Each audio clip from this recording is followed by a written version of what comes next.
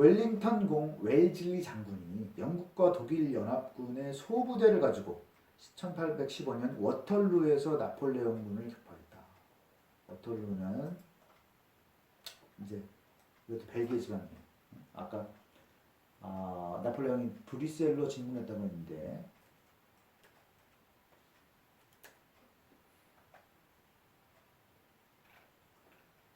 브뤼셀 바로 밑에 워털루에서 나폴레옹군을 격파한다. 빈 회의에서 러시아, 오스트리아, 프러시아 이 국가들이 프랑스 주변에 완충지대를 설치했다. 왜냐하면 프랑스가 너무 강하니까 그렇죠. 그래서 프랑스의 희생을 최소한으로 하려고 했던 이 탈레랑, 이 프랑스 수상이에요. 재상. 이 사람이 성직자 출신인데 아무튼 영국의 전권 의원 캐슬레이 경의 협력을 얻었다. 그러니까 영국이랑 협상이 잘 됐다라는 거죠. 그래서 프랑스의 희생을 최소화시켰다. 그래서 이제 나폴레옹 전쟁이 끝났고 이때 이제 농업혁명과 산업혁명 18세기 후반에 급격한 인구 증가가 있었다. 그래서 농지의 세분화가 되었다. 1700년경에 영국 인구가 550만 명이었는데 1750년까지 조금씩 늘다가 조지 3세 때 갑자기 갑절이 되었다. 그리고 1821년에는 1400만 명에 달했다. 네덜란드와 프랑스에서 과학적인 농업 기술이 발달했다. 이거를 이제 제스로 툴하고 타운센드 경이 영국으로 도입한다.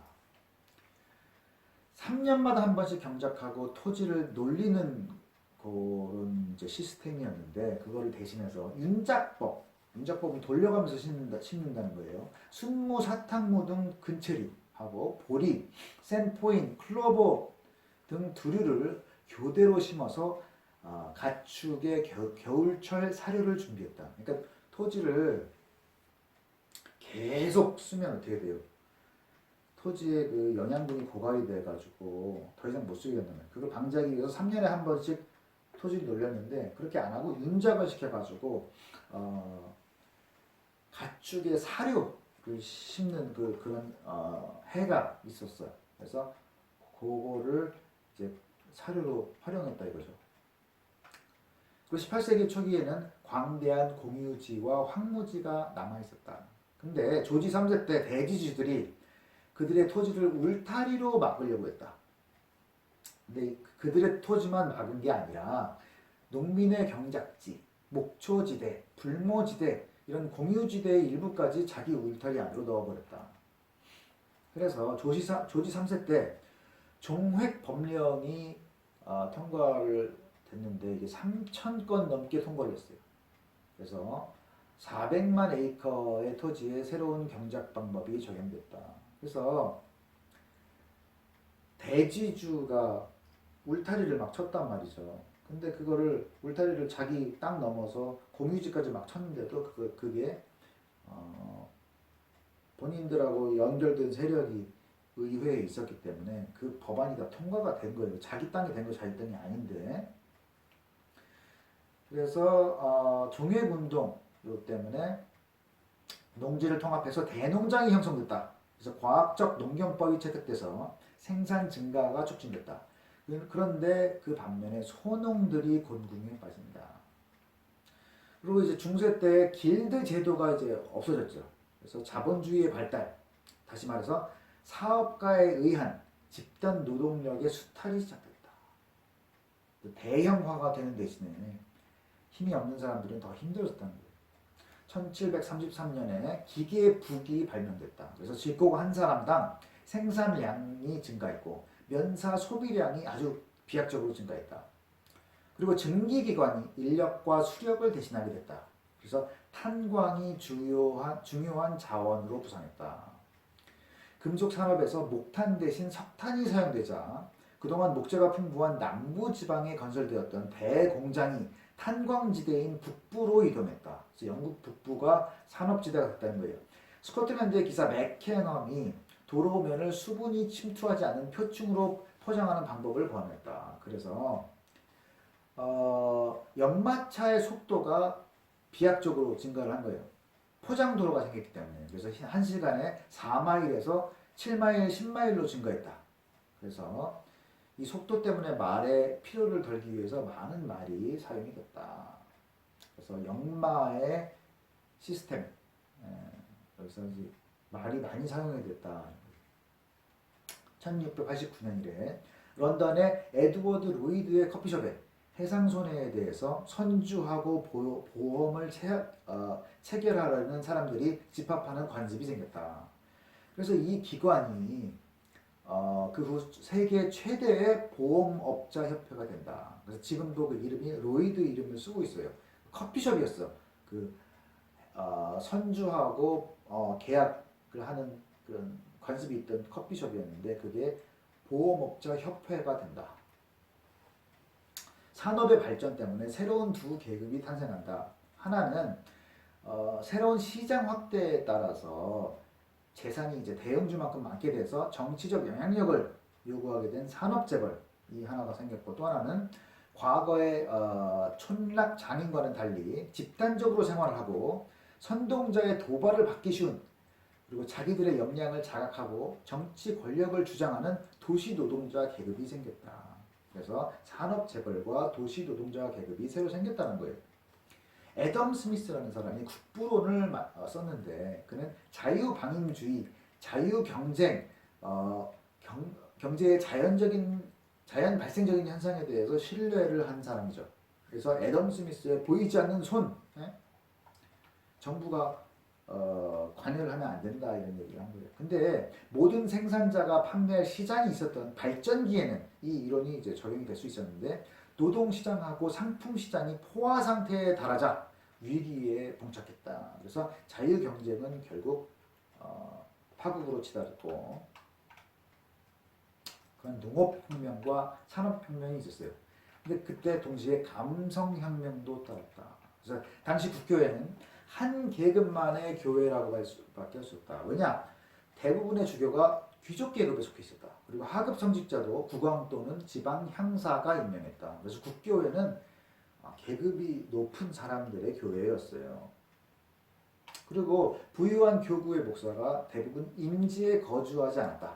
여러 교구를 겸직하고 있었고 교구의 직책을 낮은 봉급으로 대리 목사에게 임명하고 있었다. 1812년 11,000명의 교구 목사 중에서 6,000명이 임지에 거주하지 않았다. 그래서 본인의 임지에 없고 대리 목사를 돈 조금 주고 시켰다는 거죠. 그래서 18세기에 온화하고 이성적인 종교였던 국교회가 유복한 계급과는 조화가 됐는데 이제 힘든 도시 노동자하고 지방 농민들한테는 정신적 안식처를 제공하지 못했다. 공감을 받지 못한 거죠. 그래서 거기에다가 대중의 인기를 모으던 비국교파, 청교파 이런 초평등주의적인 교파들도 교세가 기울었다. 왜냐? 장로교파, 조합교회파, 독립파죠. 조합교회파가 가톨릭 이 세 개가 다 미온적이었다는 거죠. 개혁을 안 했어. 그래서 존 웨슬리라는 사람이 대중의 종교적 갈망을 만족시킨다. 그래서 이 사람이 친지 화이트필드랑 이제 광장, 헛간, 노동자 지역 이런 데서 설교를 하고 다녔어요. 그리고 웨슬리 혼자서 설교를 4만 번, 순행거리만 25만 마일에 달할 정도로 열정적으로 설교를 하고 다녔다. 그래서 웨슬리는 처음에 국교에 머물러 있으면서 새로운 어떤 개혁을 하려고 했는데 1750년대 이성주의적이고 귀족주의적인 주교들이 야외 집회하고 흥분하기 쉬운 대중을 별로 좋게 안 바라봤다. 그래서 웨슬리한테 교회 사용을 금지시켰다. 설교를 인정하지 않거나 설교사로 임명하지 않았다. 그래서 교회에서 설교를 못하게 된 거예요. 그래서 1810년 웨슬리가 비국교적인 감리교파 교회를 만들어요. 그래서 23만 명의 신자를 갖게 된다. 감리교파라는 것은 이제 영어로 메서디스트인데 그 메서디스트라는 것은 구체적인 방법을 사용해서 신앙생활을 영위한다 이런 뜻이에요. 그래서 감리교라는 것은 이제 감독하는 사람이 있다는 거예요. 이 교회를. 한국에도 많죠, 감리교. 영국인 종교 생활에 감리교파의 영향은 컸다. 종교가 필요했던 사람한테 종교가 다시 거의 원시적인 형식을 띈 활기 있는 신앙의 대상이 된다. 열렬하게 믿을 수 있는 본인들이 생활에서 힘드니까 그런 종교가 됐다는 거죠. 국교회 내부에서도 복음인 운동이 저교회파에 침투했다. 그래서 감리교 설교사처럼 서민 속으로 파고들었다. 감리교는 이제 비국교파라는 건데 국교회 내부에서도 복음 운동이 이제 저교회파에 침투한다. 저교회파는 형식을 별로 중요시 안 하고 내용을 중요시하는 그런 좀 자유주의적인 파고, 고교회파는 이제 형식을 중요시하고 예배나 뭐 이런 것들 중요시하는 형식. 그러니까 한마디로 가톨릭이랑 좀 가까운 거죠.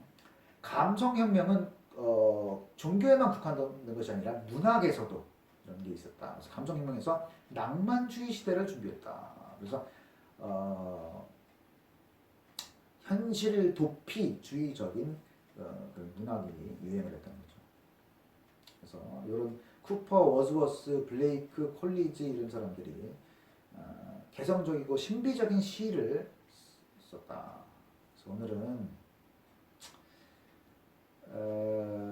명예혁명 1688년 이후에 이제 그 오렌지공 윌리엄하고 메리가 영국의 정권을, 왕권을 차지했을 때부터 쫙 해서 이제 나폴레옹 전쟁이 끝날 때까지 영국의 어떤 군주제와 과두제가 이제 그런 시스템을 갖고 있었던 때에 대해서 얘기를 했습니다. 다음에는 이 이후의 시대부터 나폴레옹 전쟁 이후의 시대부터 현대에 이르기까지를 해보도록 하겠습니다.